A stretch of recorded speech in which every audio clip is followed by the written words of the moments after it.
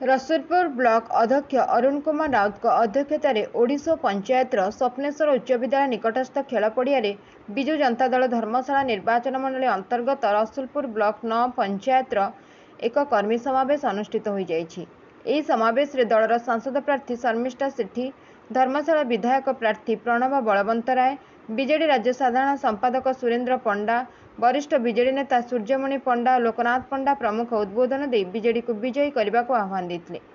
देखो आज रसूलपुर ब्लॉक अंतर्गत 9 पंचायत जोन स्तरीय कर्मी सम्मेलन अनुष्ठित होती आपण मैंने देखुए आज एत जनसमुद्र सत्य जमी समग्र निर्वाचन मंडली आज ये एकाठी होती केवल यही जोन स्तरीय कर्मी सम्मेलन में अलग जिते कर्म जोन स्तरीय कर्मी सम्मेलन होती सबू क्षेत्र में यहीपरि आप जनसमुद्र लक्ष्य करेंगे आपण मैंने एथु जापे माननीय मुख्यमंत्री प्रति समग्र जाजपुरवासी समग्र धर्मशालावासी